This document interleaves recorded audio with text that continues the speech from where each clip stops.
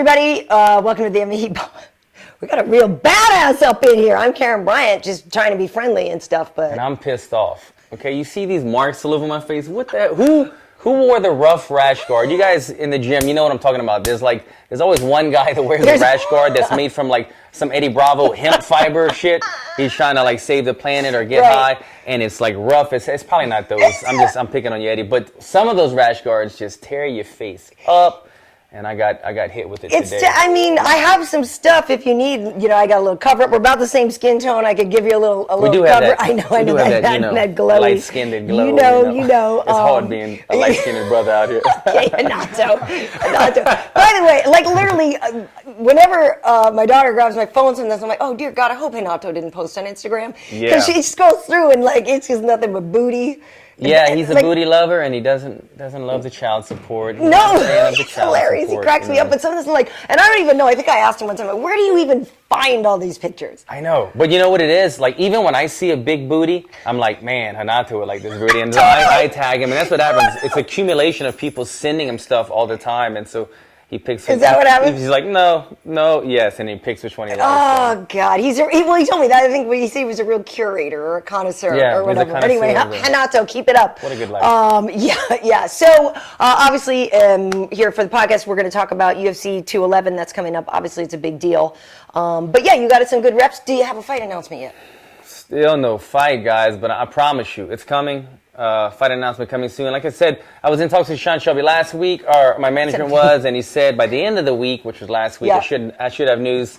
That didn't happen, so this is the week. It's going to happen. I need a visualization. I'm tired of going to the gym. I'm putting in good reps, but you want to visualize an opponent. So, yeah, hopefully it's coming this week. Nice. I hope so, too. They've been announcing a lot of stuff for Fight Week, so hopefully you'll get it. By the way, the dog is now licking your empty drinking coffee cup. No. Harmony, she just can't stop. She just loves everything about you. She just. She'll be great. Is a dog supposed to have coffee? It's a little caffeine. Well, can't hurt whatever. Anything, right? Oh, well, yeah. Well, if she throws up later, you're cleaning it up. Yeah. I'm can't be too big of a mess. Okay. She's like 5 pounds. Jeez. This is worrying to me. Okay, so plus she just got groomed and she's white. I don't want the coffee all over. So UFC 212, obviously this weekend, big heavyweight title fight, Stipe Miocic versus Junior Dos Santos, and Stipe is the favorite on this one, but not by a whole lot. Yeah. How do you like this fight? How do you like the matchup? How do you like those odds? I like the fight. I like the matchup. I get the odds. I mean, Stipe is the champion. It's a close fight. I mean, these guys are kind of the same fighter. You know, you could pick and choose little things. Stipe's probably got the better wrestling, I would say. Yes. But in the last fight, he lost because he got taken down, I believe, in the 5th round at the end. So, like, I think that's what kind of cost him the decision or the 5th round. But look, anytime you have two big heavyweights with knockout power, willing to stand in there and trade, and both of them are very proud of their boxing skills, right? Yeah.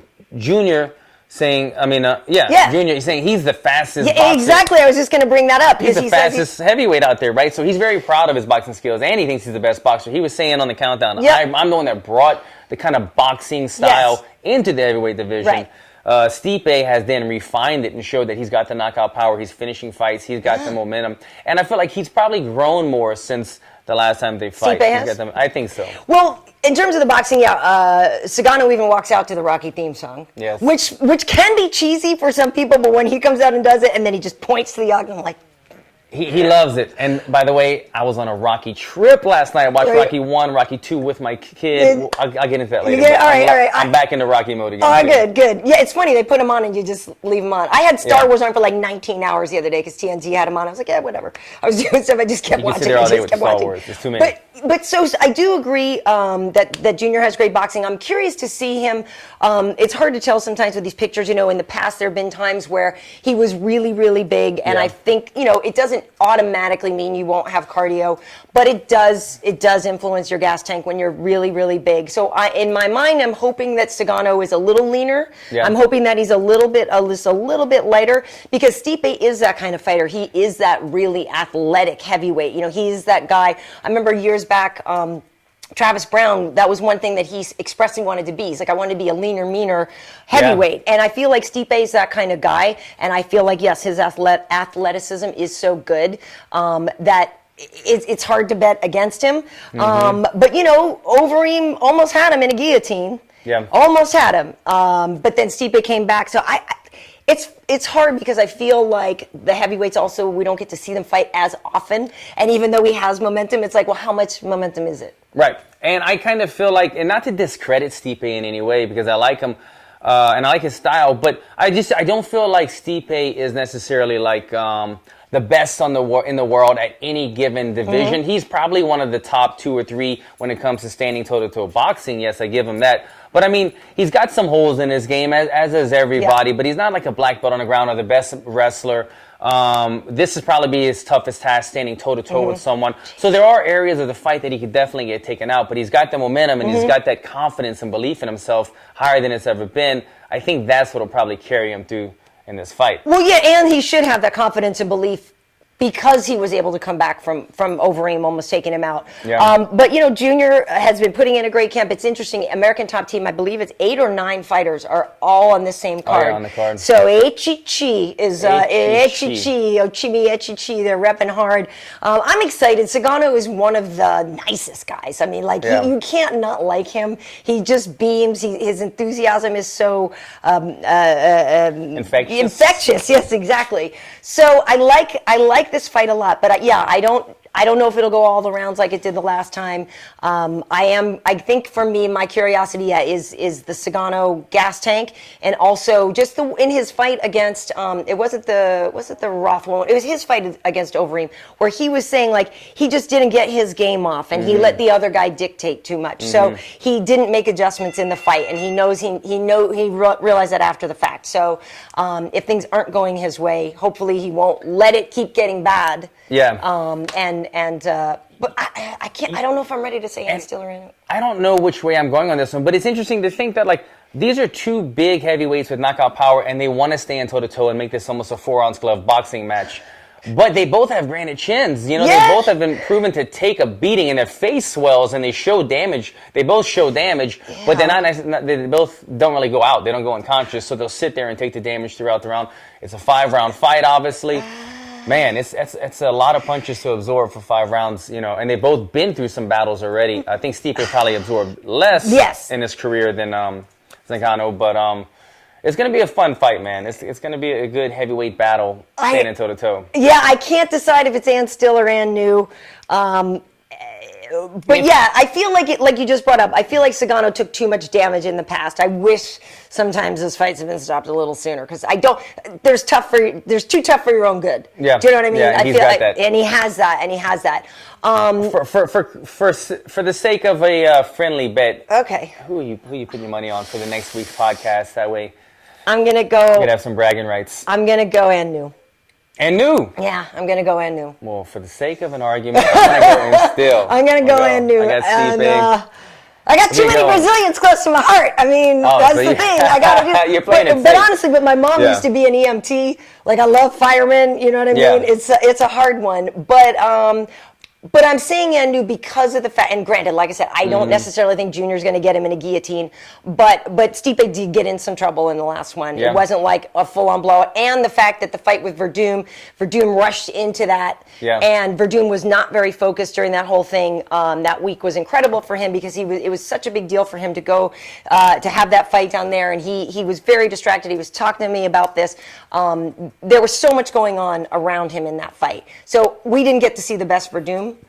So I'm not saying, I mean, listen, Stipe obviously won the title, and Stipe has defended the title. I'm not saying he is not the champion, but I think he didn't get the best Werdum, and he almost got caught. Yeah. He almost got caught. But brings up a good point that I wanted to make, which is Fabricio Werdum. You know, he is going to be fighting Overeem for the 3rd time. That trilogy fight's going to go down. But I talked to him about losing his title to Stipe Miocic, and Fabricio has the greatest sense of humor, so we put this clip out, and if you haven't seen it yet, you need to see it. But it involves Fabricio Werdum, and it involves a fire station, it involves some running. That's all I'm going to say. But I'm curious what your take is on this, because sometimes people, for example, this one comes to mind, Luke Rockhold was a little salty about losing his title. I think it was also because it was to Michael. To Michael, right. Who he lost it to. Exactly. I don't think he would have been as salty if it was somebody else. But, you know, there's really two ways to approach this, and I just love Werdum's sense of humor about losing something that obviously means a lot. Yeah, I mean, it comes down to personality. You can tell Werdum, he's always making, where's the camera? The face? Wait, is he doing the face? Wait, oh yeah. Am I doing that? How's that looking, guys? Oh, he told me how he does it the other day, because he came on Tough Talk. So he said, first you go out, please don't make any memes of this, but you go out, and then you smile. So he said, first you stick your lips out, and then you smile. That's actually pretty good. That's my first time trying that. New from Versace, the Vicavallo, whatever. But yeah, no, it feels weird. Werdum, he's got a good personality. He's got a good sense of humor. You could tell he's able to take things like, you know what? He's in the media a lot. He talks all the time. He does a lot of stuff. He knows that you just have to kind of brush stuff off. Yeah. I don't think Luke Rockhold, he's a little more reserved when it comes to that type of stuff. And it obviously, losing the biz being in the fashion that it happened, he was pissed off. Yeah. Stipe wasn't talking shit to him after, where Luke Rockhold got a lot of shit talk after he got knocked out. So that's part of it. But yeah, I saw the video. I was really actually surprised that Werdum was able to play along that much. And if anything, it's a good thing. It's a good thing. I'm sure deep down inside, he's pissed off about it. It hurts him. But what is bottling that up going to do? I mean, what is or letting that out going to do? It's not going to do any good. All you have to do is brush it off, be able to laugh at it. As long as you know that you're working hard in the gym, that's all that matters. So good for him being able to laugh at something like that. Yeah, and the thing about it is you know, he could very well win it back. I mean, I think obviously this is a title eliminator at UFC 213 against Overeem. You know, there was some talk that he could have already gotten the fight. You know, I think sometimes it's a little bit of the politics because he's upset the UFC about the sponsorship thing before, so he might have just kind of been put in a timeout and had to have that other fight before a title fight. But yeah, he's so close to being right back in the title picture. And Werdum, we do see him all the time in the gym, and he does work hard. And I mean, the thing about it is like you said, you can't be mad at Stipe. Stipe's like a great guy. Yeah. With a raspy voice. He's a great guy with I know. On the mic. I do. I'm always like, can the man get my Ludens? Remember what song was that? De La Soul? He needs a Ludens. Somebody tell me. It's from, I forget what rap song it was. He needs to give him a Ludens, or it was from like the Tribe Called Quest or somebody. But speaking of humor, though, did you see the Weidman version of the Paige Van Zandt ad? Because that is some comedy gold right there. Weidman killed it, man. These acting skills, they're paying off. These acting classes are paying off. Weidman, I was kind of jealous. I saw his video in the morning. I was like, damn, why didn't I think of that? He did a little... he spoofed Paige's self-made Reebok ad that got her in some... Well, it didn't get her in hot water, but it had everybody talking because some people thought it was like softcore porn, but then when Chris did it... But Chris nailed it, man.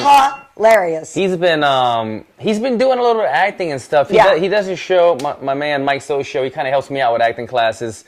He does a show called Kevin Can Wait. Yeah. And he's been playing kind of like a cop on that show from Long Island. He's got the accent. He works with Kevin James. Yes. Kevin James. Yeah, Kevin James. On that show. So I've seen him a couple times, man. I watched an episode the other night. It was on. I thought he killed it, man. I tweeted him right away. Congratulations on that. Because it takes a lot of balls to come in to do something that's totally out of your realm. And look, the scene that he was doing like stand-up comedy, acting for the first time. There's like 20 people in the crowd. But then the whole production, so like to be standing up, knowing that you're on camera, acting for the first time, and there's also like 20 extras that are waiting on you and all that stuff. Right. I'm sure it was a little bit of a daunting task to do that, but he got it done, man. I think he's doing good. And it's showing his confidence, it's kind of building his confidence. He's doing these little spoof videos, and I thought it was hilarious. Yeah, I think it's great. And I think, you know, obviously with all that stuff that happened after the fight with Gegard, he could have just kind of gone into a cave and nobody would have blamed him for just hiding for a little while. So I give Chris a lot of credit for that. And actually, the other day when we were at lunch with Joanna, I was showing her, because she hadn't seen it yet, Joanna and Jedrzejczyk, you know, just... I'm sorry, let me pick that name up right there. I thought it was another Joanna that I have in my phone. I've got so many Joannas on my phone. But, and it was funny because Paige had actually retweeted it and like shared it and everything. So Paige has a sense of humor about it too. So I just think it's good that we need more people in the UFC that can like laugh about some of this stuff. Not too serious. Yeah. But speaking of Joanna and Jedrzejczyk, my spirit animal, God damn it, I love that. She's such a badass. She's such a badass. She's funny. She's funny. She's great. So we had a media lunch with her the other day. So if you guys want to see, there's a whole Q&A with her. on MMA Heat channel on YouTube and MMAHeat.com or our Facebook page. But I also have like a 25-minute interview, just one-on-one with her. So we got a lot of Joanna coverage for you. But she's so, it's hard not to understand this woman's confidence. And some people were like, oh, she's afraid of Jessica because, you don't hear her saying as much smack talk. Well, they actually used to have the same manager, and they were considered friends and stuff like that. So I think she has a different relationship with her, which is why there isn't that smack talk that you may have seen with some other people. But Joanna said some interesting things. She the fight with Carolina, she had moved to American Top Team and hadn't been there that long. And we talked about this a little bit. Like, you go to a new camp, you're still trying to new think. Technique, new coaches, new stuff. So she wasn't in her 100% rhythm. So I'm expecting just another stellar performance. And even a bad day for Joanna is still pretty badass. Yeah. You know what I mean? If 205 was a bad day for her. Yeah. No, I didn't get to see the interviews yet. I want to, but all in all, she seemed as normal, supremely confident, training camp, healthy, no issues, everything No, she said forward. she had a good camp. Yeah. Looking forward to that one, man. She's always a technician in the ring. But Andrade is a beast. Yeah, she is. But I mean, I don't know, man. I'm obviously, we know who we're both kind of favoring for. Andrade has looked great thus far, but what's the height on this fight? I mean, the height difference in this one. Well, it's interesting because Joanna is actually taller than you think. She's not, she has very long legs. Maybe I can look and see what her height is. But so I think she will have the height advantage. Height and reach, yeah. They seem like it, just the way they're built. So she's got a 65-inch reach where Jessica has 3-inch 62. reach advantage. 36-inch leg reach for 35-inch. But yeah, her height is 66 inches versus 63 inches. So 3-inch height, 3-inch reach advantage. And I think, I don't want to say that's going to be the key, but she's going to be the more accurate striker. Jessica's going to be more the pressure fighter. But if she could just stay at bay, keep her at bay, keep that foot movement, and just keep those dynamic striking attacks going with that 3-inch reach advantage, I could see her pulling off that decision win. She got to get her back off the cage, too, though, because Jessica was lighting up Angela a little bit on the Yeah, cage, and man. Angela took it. What a good fight. I mean, that fight was awesome. Dope fight. It's a great fight. I really am looking forward to that. Interesting thing I asked her about because sometimes you hear things where people are like, this person in camp is like not that great. And, we know that there's different kind of fighters. Like, you might be a guy that like tears through everybody in the gym, then you come to fight time and you can't perform. And you can have the reverse. So I'd actually heard some things that Joanna was getting touched up a little bit in camp, and that, she maybe didn't look always that great in camp. So I asked her about it during the Q&A.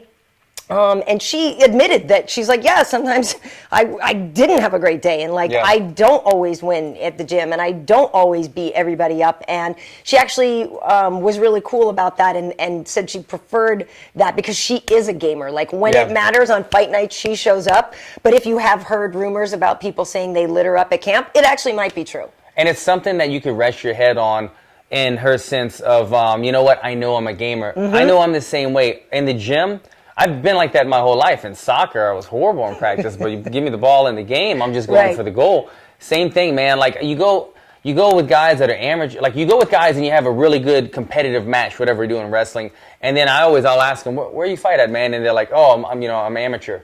And I'm like, damn, this dude's amateur. This dude was just giving me a run for my money.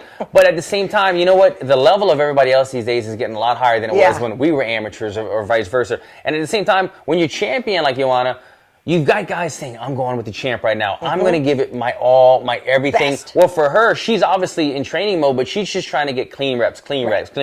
Work the smart thing. She's not trying to empty her gas tank every single repetition, where every time they're going against her, they're probably trying to empty her gas tank. So that's where that comes for. But at the end of the day, even if she wasn't the champ, knowing that when the lights are on and the pressure's on, she will perform 9 times out of 10. That's what she rests her head on at night. Well, and meanwhile, the dog is licking my feet, and it feels very funny. Wait, get up from down there. I know.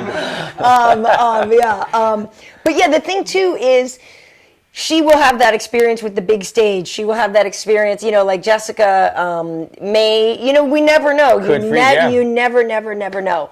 But I think it's going to be a great fight. And my goodness, what the smartest thing for Andrade to have dropped down. The curious thing, too, is now that they're going to have the 125-pound class, it'll be interesting to see if either of these women go there. Joanna said for sure she would love to be a 2-division champion.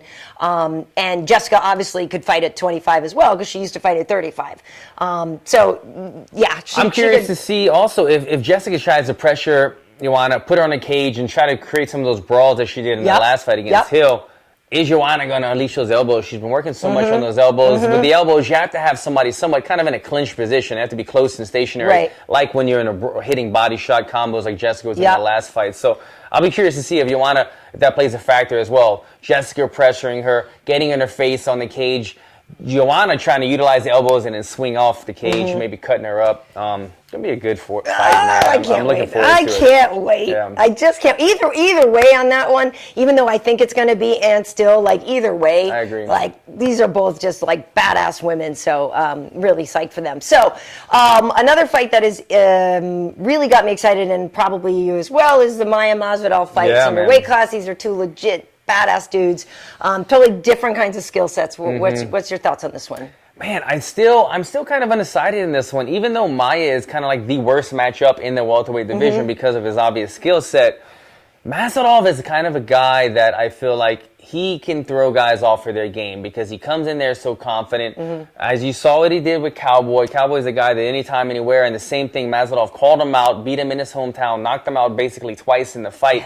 And even though Maia is so dominant in jiu-jitsu, we've seen the way to beat Maia when what's his name that's in Bellator now? TriStar. Rory. Yeah, Demian almost submitted him in the first round, but then he didn't get another chance. But he survived. Right. I think he kind of played the butterfly guard with Demian a lot. Demian took him down. Rory kind of kept him in some of a butterfly guard where he was able to kind of keep him at distance, but still kind of utilize overhooks and stay out of immediate danger. He had some scary moments, but he survived.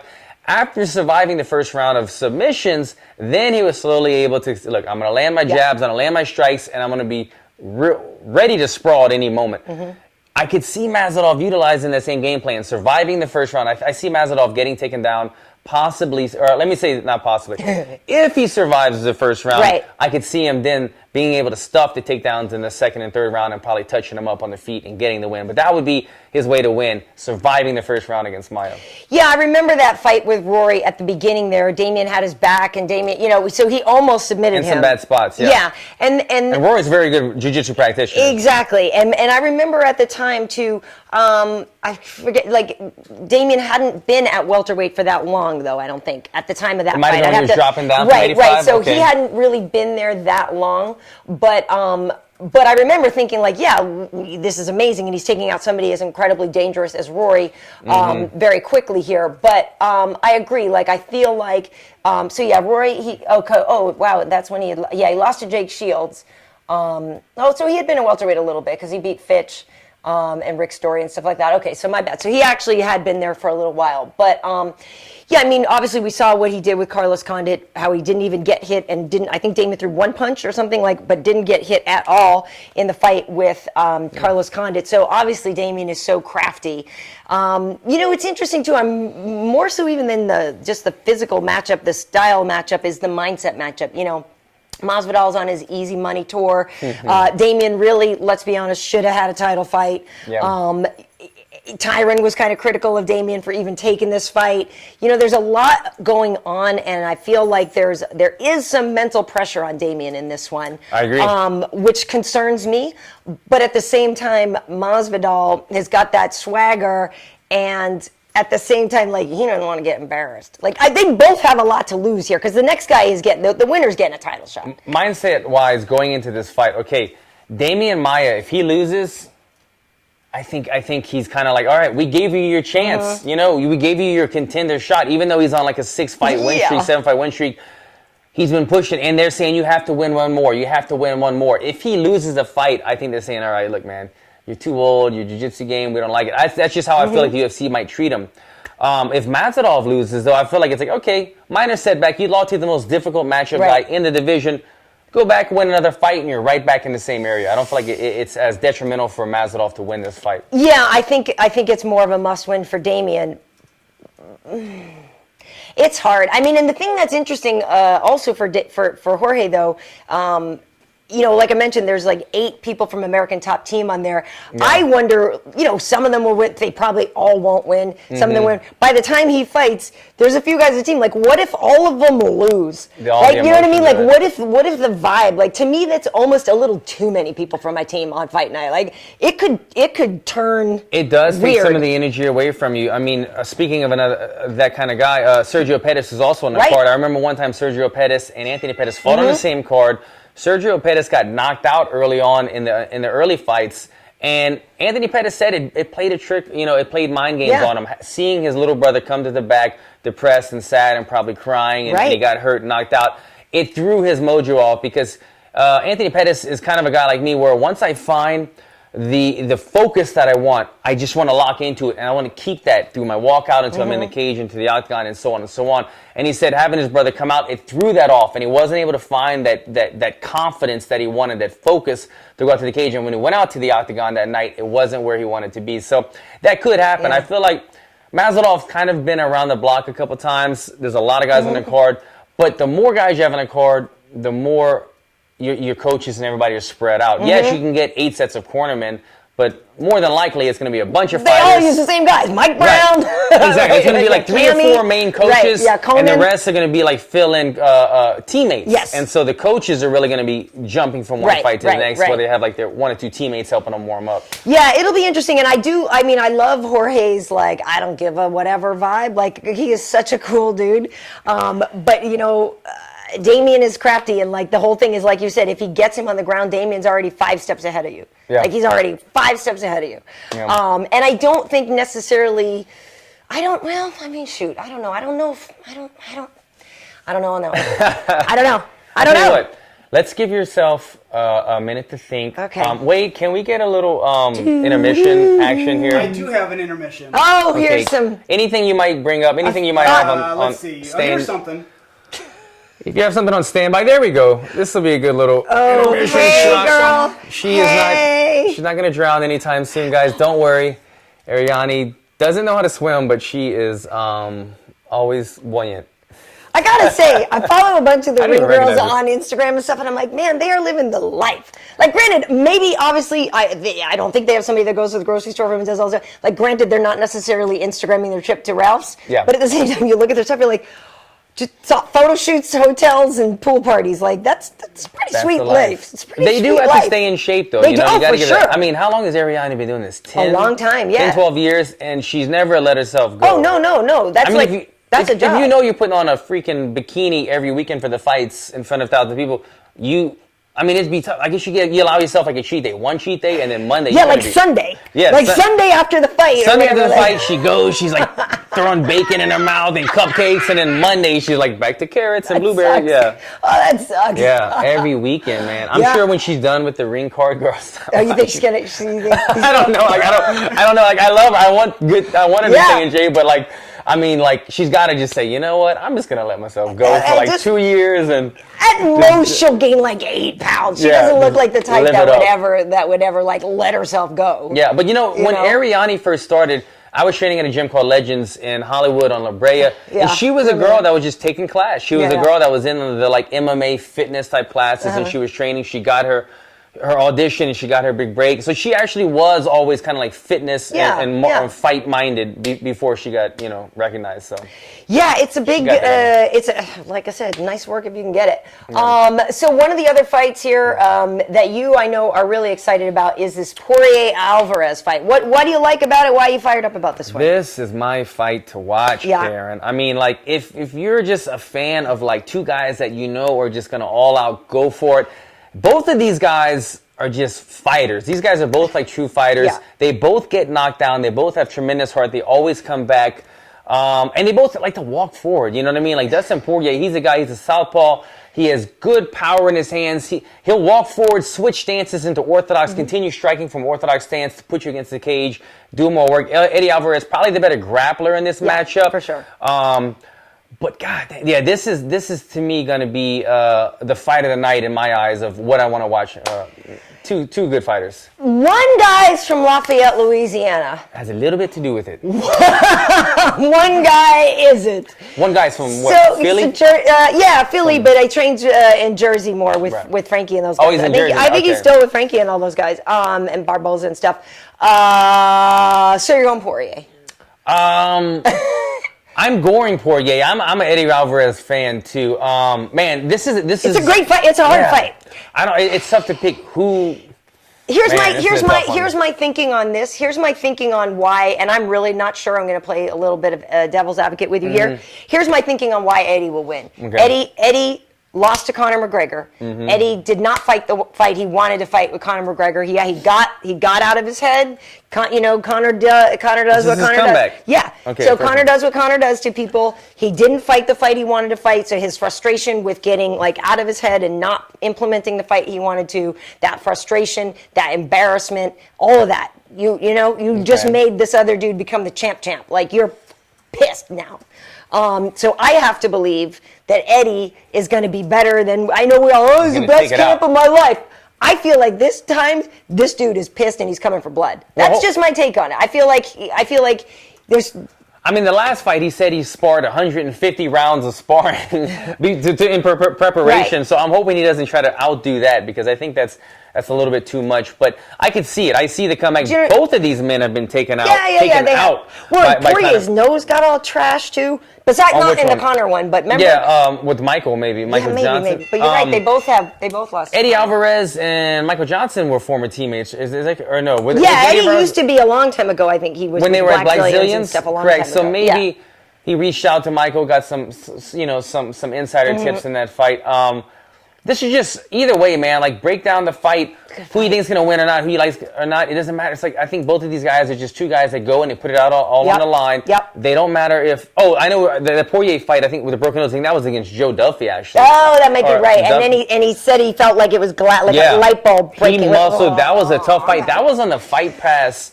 The main event on Fight Pass, and that was an amazing fight. A great fight. You didn't see it, check that one out. Joe Duffy, the man that originally beat Conor McGregor. Yep. So that was a big win for Dustin Poirier to take him off, to knock him out. But this is just going to be a great fight. Make sure you check out this one. I'm going to go with my man Dustin Poirier from Lafayette. But stylistically, it's just kind of like, who's going to have a little more in their tank that night? Because they're both kind of similar fighters, man. And I will say this, that's the featured prelim. I'm working this weekend in the studio. I'll be there with Bryant Stan, the future president, and the welterweight champ, Tyron Woodley. And so, just so you guys know, you may not know, the prelims and stuff are actually on FX this weekend. Oh, I was going to say no, they're on FX. So that's still around? Heck yeah, FX does well. Prelims on FX. I thought it got changed to a different channel. No, FX does great. FX is a movie channel. Yeah, right? No, FXX is the...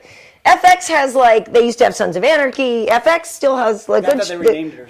No. There's an FXX? Yeah, there's a... Yeah. So, so the prelims are on FX at, what is it? At 8 West Coast... 8 East Coast, 5 West Coast. 5 here. So there's prelims on Fight Pass, then there's FX, then there's the pay-per-view. So don't be looking for FS1. But I'm not sure where I think our pre-fight show and the weigh-in show and stuff like that, I gotta check if we're on FS1 or if we're on FX. But there is some stuff shifting around this weekend, so I'll make sure to let you guys. Can we just consolidate Fox? How many freaking channels do we have? One big, huge. Fox Sports 1, 2, 3. You need. I know. We're not usually on the FX stuff, but this time. But I am actually very curious to see Tyron breaking down the Masvidal Maia fight, because like I said, he said some things that were kind of critical of Demian. Okay. So it'll be interesting to see. It's going to be interesting, but and it's pretty much the winner gets their shot. Gets a title shot, and Tyron is an ATT guy. So there's a lot going on. So is Masvidal. Yeah. Masvidal is ATT and all this stuff. So interesting. On Fight Pass. Oh yes, and also here we are, Yumi and Ken Flo doing the UFC now. I love how they always make me the black sheep. It's either everybody's smiling and I'm not, or obviously I'm shirtless and everybody else isn't. Somebody tweeted about that. Somebody's like, why is every picture of Al Jouban without a shirt?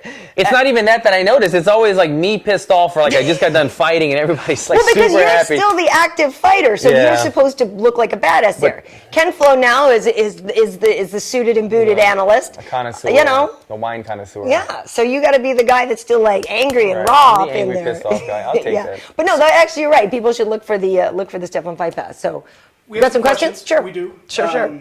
It turns out YouTube's having some issues. It's only streaming live for people on mobile, Oh. but not on computers. That's a bummer. So they can watch on MMAHeat.com immediately after. Okay. We'll have it on there. Yeah, But we archive these on MMAHeat.com or right here on this YouTube people link. on their phones are able to watch, ask questions. Other Okay. people are going to Oh, wait. that's a bummer. Yeah, I don't know why. It's a YouTube issue. I don't know. Oh, well. But someone's wondering, Conor McGregor just had his kid. Yes. They're wondering, Little Conor Alan, Jack. you're a fighter with a child. Do you think this is going to weigh significantly on his fight game, change him in any way? Connor got like 5 nannies lined up. I was Right now. just He gonna got say. so much money. He's not going to change a diaper. The man is good. Yeah, you know, like life. You adapt to life, okay? And so if you don't have a kid, you use the Luke Rockhold mentality. Look, all I do is I'm passionate about fighting. It's all I think about. I don't have any distractions. I don't have a wife. I don't have whatever. I don't have kids. All I do is wake up and think about fighting. When you're a family man, all you say is, look, I fight for my family. It gives me more motivation and more drive. So, yeah, if you're a single parent and you have to take your kids with you everywhere, it does get a little taxing, but you still get the job done and you adapt to the situation. Connor's got a ton of money.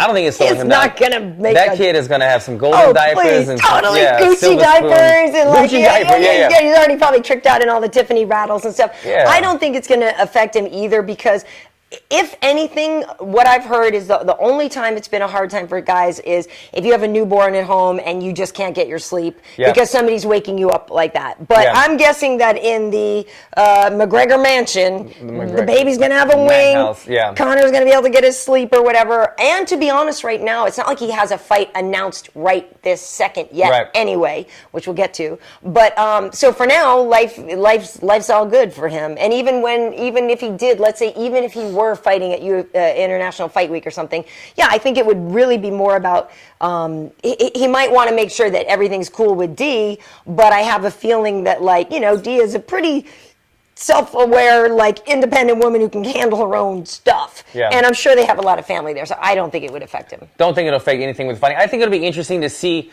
Connor's personality now. You know, he's always I think he's going to always be the arrogant, confident guy. But now that he has something else to fight for other than just the money, now that he has a little one, I'll be interested to see after he fights if he's given like a little lovey-dovey shout out to little McGregor, a little what's his name? Connor Jack. Connor Jr. or whatever, you know what I mean? If he starts bringing that up more often, but he'll be good fight-wise. It's cute. I'm happy for him. I think it's great. And speaking of the Connor fight. Yes. So DW said the other day that they had a date and it got shafted. Yeah, so him and I don't know if that's happening, but I did watch the boxing match. Yeah, right. That's what I'm saying. Dana said after the Chavez fight. Yeah. That now we think Canelo's going to be Triple G, and that was supposed to be on the day. So that was the same day and so what, Dana White spoke on that? Yeah, that's what I'm saying. I'm pretty sure Dana said we had that date, but now we can't have it. We had that date for Floyd and Connor, but now it looks like Arena, Triple G will fight Canelo. Which is going to be an insane fight if you're a boxing fan. Triple G, Canelo, that's going to be the one. That's going to be the best fight of the year. That's kind of the money fight that boxing needs. The Klitschko fight was pretty sweet. Yes, that was sick. That was sick. Yeah. This last one just did not deliver. If you watch it, Canelo just put on a clinic on Chavez Jr. the entire time. But it was all methodically thought out because Triple G was sitting front row or in the ringside. He came up and they did the whole WWE stare down. They built the fight. So that's exciting to see that happening September 17th, I think. But that does show that Conor will be pushed back so he can spend more time with Conor Jr. But I wonder if he'll defend the lightweight title in the meantime. Is he trying to fight sooner than that? This is what I'm saying. They're otherwise we're going to get an interim lightweight champ. Yeah, that's true. I mean, 6 months is kind of the window that they're giving everyone. Yeah, so we'll see. I guess we just have to see. Yep. It's not a fight-related question, but people are wondering, Karyn. What do I use on my skin? Oh, my skin. Oh, yeah, that was a question for Alan. Sandpaper. Actually, that was a while we're on there. That was a question. Someone asked, maybe they missed it. Ellen, what happened? What happened? I popped him. He was late. I said, that's the last time. Sorry, it was my left. These A-type women, man. They're strong personalities.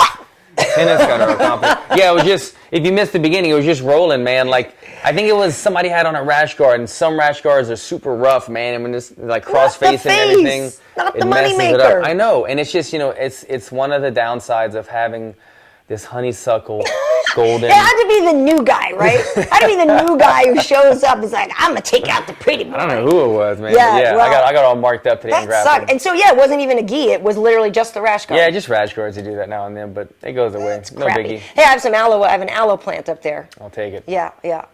Also, do you ever use the arnica on your bruises? Because you heal up like Wolverine. You must like... Arnica, yeah, I've always been. I do the arnica where you take the pellets and the cream, and they make your black eyes go away 3 days earlier, 4 days earlier. They speed up the process a lot. Arnica's Good dope. to know. Good to know. You guys were talking about Jorge Masvidal, Demian Maia. Yeah.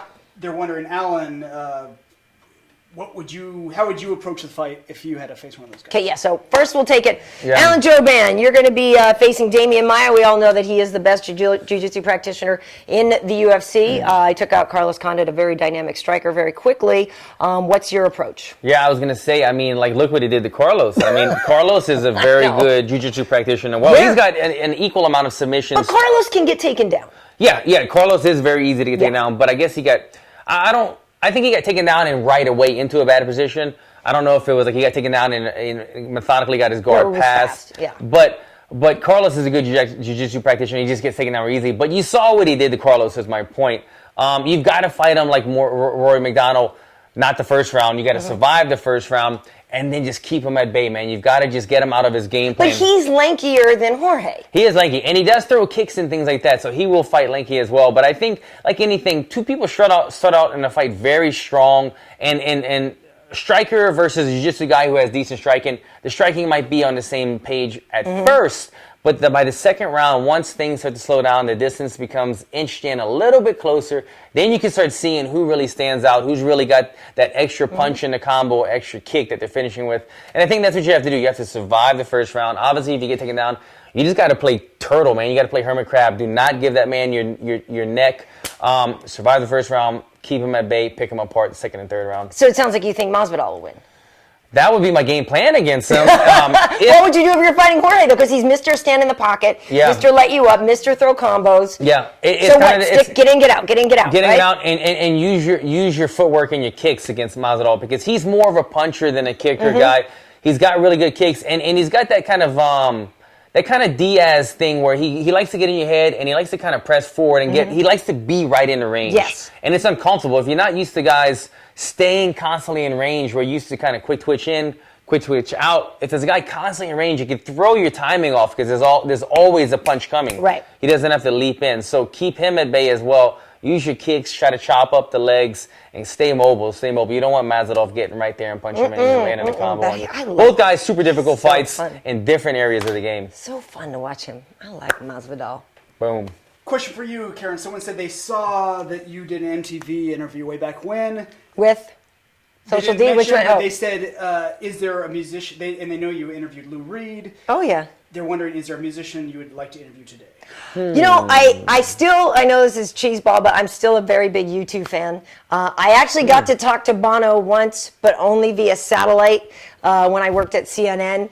I was still excited about it, but he would be one that I would always want to interview, just because that band meant a lot to me throughout the course of my life.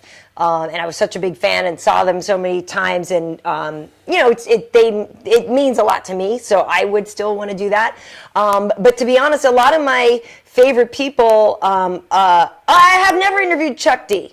So Chuck D would be another one. But, a lot of these guys, I did way back when, a lot of my favorites I did get to interview, because before I worked at MTV, I ran a radio station. So, like I first used to, you've seen them post in them, like hang out with the Chili Peppers all the way back and like drive them around in my car and stuff like that. So, I've known a lot of these people. I would hang out with Jane's Addiction, after and this and that. So, what I'm trying to say is I'm incredibly cool. She's pretty cool. I know. I'm pretty freaking cool. Pretty cool shit, man. But it turns out Be Real is a huge fan. The Be Real's on the road with Prophets of Rage right now with Chuck D and Tom Morello and stuff from Rage Against the Machine. But Be Real's a huge fight fan. So sometimes he'll write to me on fight night. We'll be texting about fights and stuff like that. And I have the invitation to go on Be Real Smokebox, but I don't know if it's the best career move for me. Well, it's his interview show. It's exactly what you think it is. I think I saw maybe. I don't know. I saw. Joe Schilling is on it like every other week. Okay, right? I saw that. I saw Joe Schilling on that one. Joe Schilling doesn't work for Fox. I know what it is. Joe Schilling doesn't work for Fox. And I'm just thinking that if I was going to smoke pot for the first time, it should not be on filmed. Yeah. So that I can't. I love me some Be Real, but we used to hang like so. To answer your question in a very long way. Who would I want to interview now? Like, a lot of stuff right now, to be honest with you, I'm not that excited about, like, pop music, and I mean, something like Jay-Z would be interesting just for everything that he's accomplished, but it's not like, oh my God, I'm the hugest Jay-Z fan. Do you know what I mean? Who is the baddest chick on the scene right now? Well, I mean, how do you mean bad though? Like Riri she does pop music, but I would actually like to hang out with Riri. She seems like that was pretty much who. Yeah. She would actually Rihanna be pretty cool. or Queen Bee. Beyonce. Yeah. But again, like who's the baddest chick? I would rather hang out with Rihanna. Damn. Well, because I'm on the same page. Island Girl, but Riri. I mean, Beyonce can't drink right now. She's pregnant. Beyonce's a badass, and Beyonce's fans are hardcore. Yeah, man. They love it. What do they call it? The Beehive. The Beehive, man. Yeah. But like, when they were performing at the award shows, and everybody's talking about Beyonce killing it. She did kill it, but man, I think Rihanna, when she had those 4 performances, she's got that Island Girl swagger where like she doesn't even do choreography. She just does what the hell she wants to do. Like, she just kind of like. Yeah, it's like it's more organic the way she dances. Yeah, and she kills it in like her fashion and I just like her music more. Yeah, personally, I just like her. I just like her music. A lot of Riri songs in my workout mixes and stuff like that. So yeah, I like her. I did get to meet Lady Gaga when she came in at work for the Super Bowl before the Super Bowl thing, and she was really great. She was Gaga won me over. I saw those pictures. Yeah. She was really cool. So I met a lot of really good people. She won me over. Yep. And there was just a question earlier, Alan, do you have a fight yet? You already answered that. Yeah, no fight yet, guys. Sorry. I do have a little clip to show what you've been doing. Here's your workout. Let's see. What is this? Let's see. We're at Chain Fitness. Yeah. Get at my boy Taylor Ramsdale. If I can play it, let's see. Here we go. There's Alan. I totally do that. This is a good one here, man. Working core, hips. Yeah. Right here, little snap downs. We're outside throwing. This is a 50-pounder, guys. Sorry, that's not the 15-pounder. That's the 50-pounder. Working a little.